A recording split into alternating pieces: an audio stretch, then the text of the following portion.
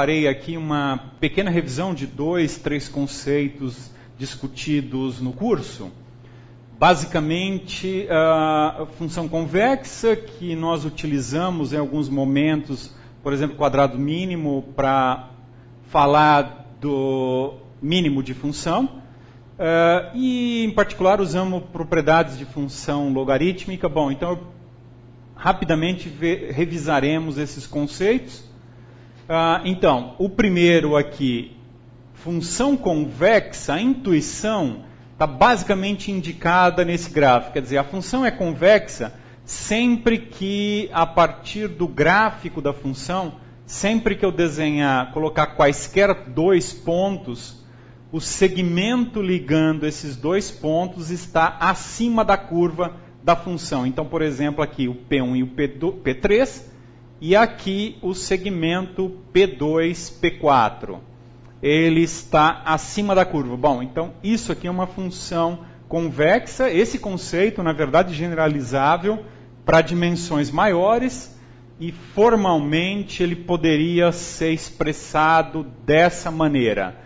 Então, para a função ser convexa, é necessário que eu pegue para quaisquer pares de ponto no domínio considerado, essa combinação linear a partir de um coeficiente entre 0 e 1, então se eu fizer lambda da primeira imagem mais 1 menos lambda da segunda imagem, então aqui está o x1, aqui está o x2, o lambda do f de x1 está aqui, e 1 menos lambda do f de x2 vai, na verdade, corresponder a esse ponto no segmento entre x1 e x2, é esse ponto aqui.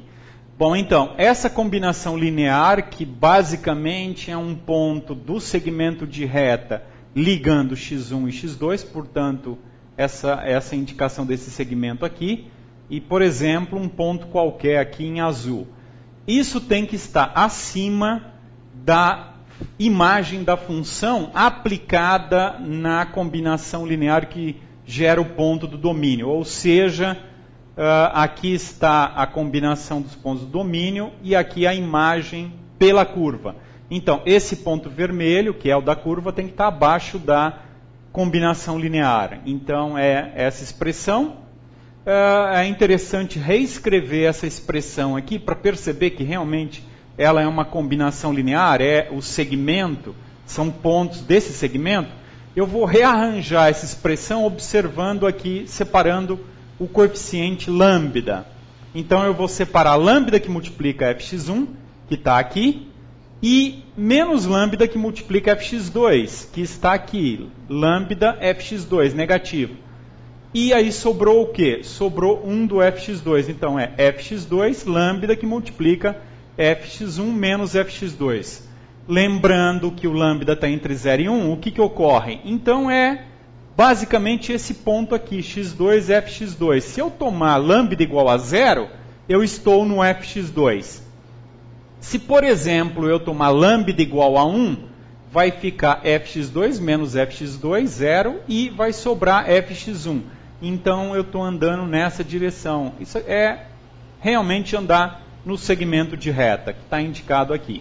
Então, por exemplo, se eu tomar lambda igual a meio, eu estou no meio do caminho, eu estou nesse ponto, mais ou menos nesse ponto aqui. Bom, então, função convexa é isso.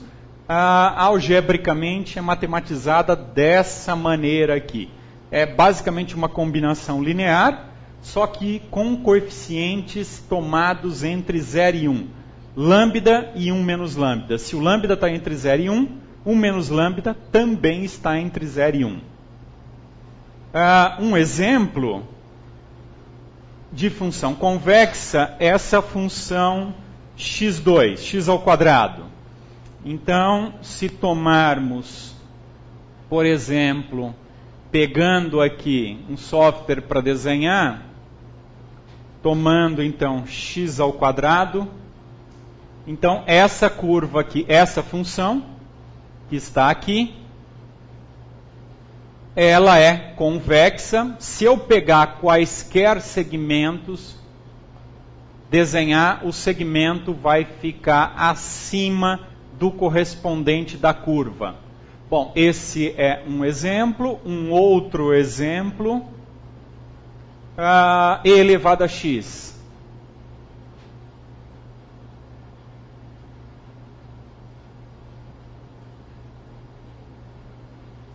Essa função exponencial, ela também é convexa. Nesse pedaço aqui que ela se aproxima muito, a gente diz que é uma assíntota, está tendendo a zero.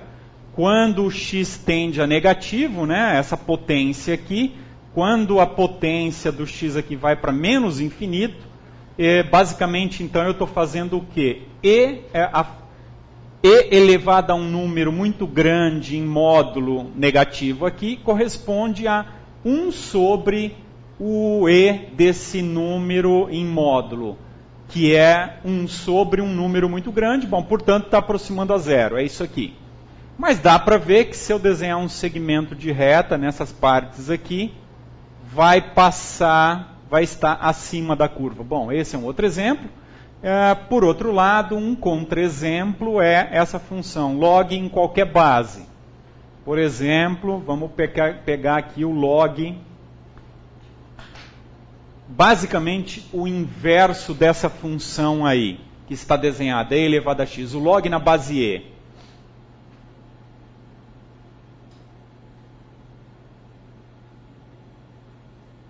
Então, dá para ver que se eu tomar a identidade aqui, o logaritmo neperiano, log na base e, é o espelho do e elevado a x. Bom, essa função aqui não é convexa, na verdade é o contrário da convexa, é uma função côncava.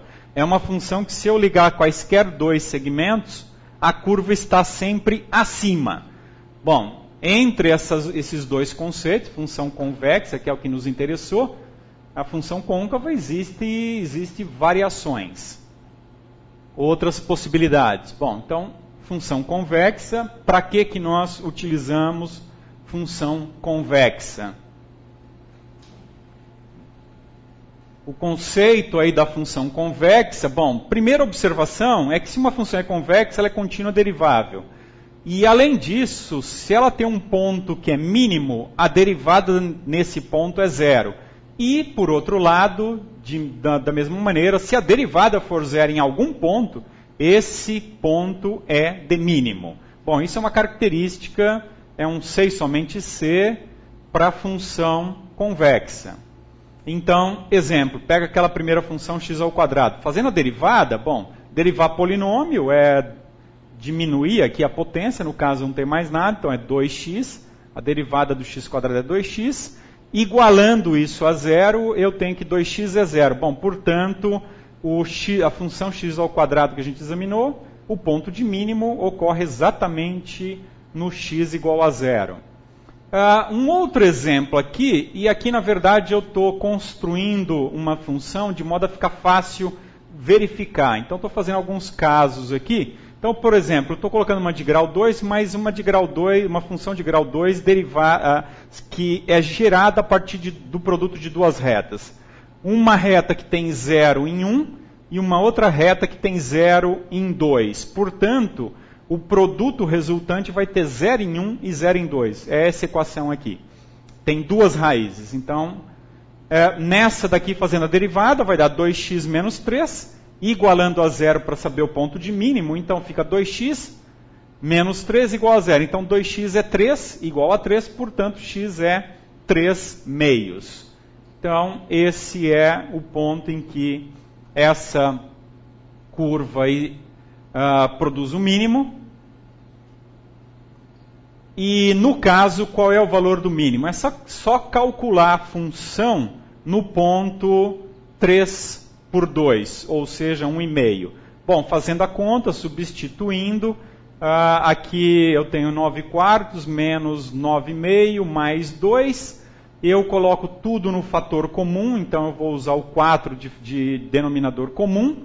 Então eu tenho que multiplicar isso aqui por 2, dividir por 2, e tenho que multiplicar isso por 4, dividir por 4. Então, o 9, o quadrado aqui, 18. e 4 vezes 2 apareceu o 8 aqui. Bom, fazendo essa operação, vai sobrar menos 10 mais 9, menos 1. Então, menos 1 quarto. Esse aí é o mínimo, é o valor mínimo para a função x² menos 3x mais 2, que é atingido quando x é 1,5. Bom, só para revisar, o que é a função log? Bom, a definição do log está, lembrando aqui, o log de x na base b é um número y, se e somente se a base b elevado a esse y recuperar o número x. Bom, então observe que se eu tiver bases positivas, a função log produz sempre um número positivo.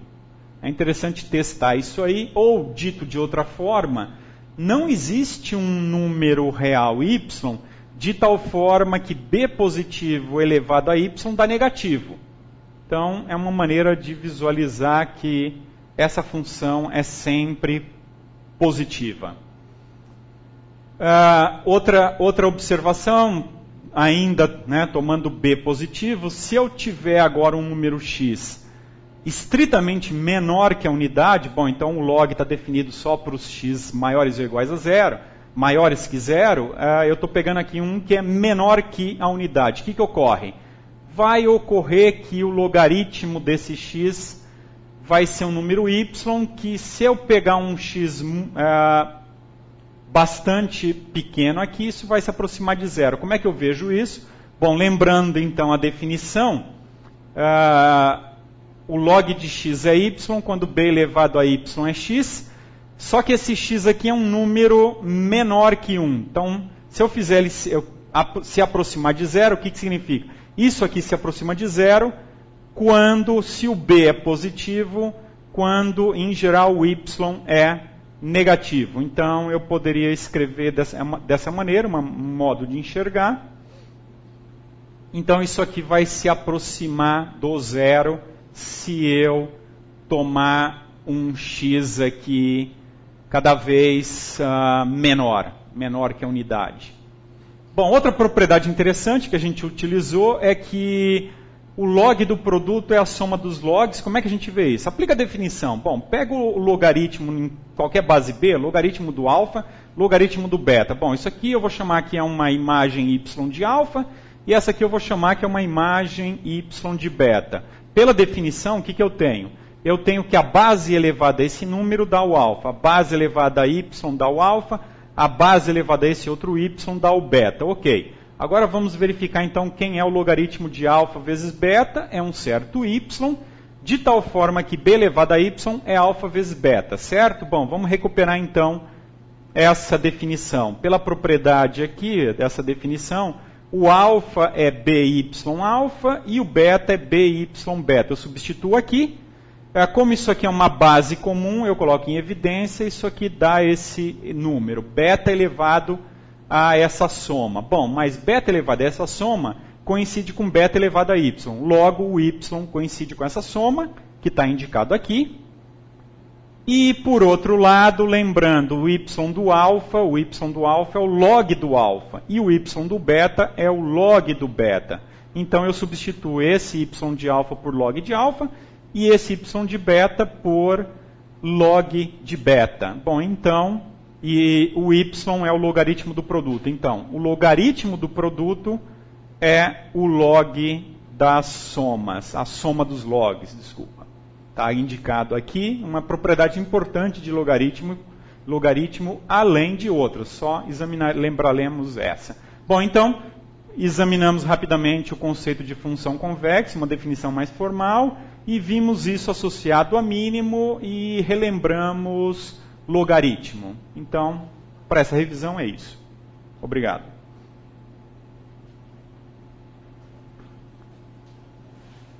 Então, agora vamos ver o segundo pedaço.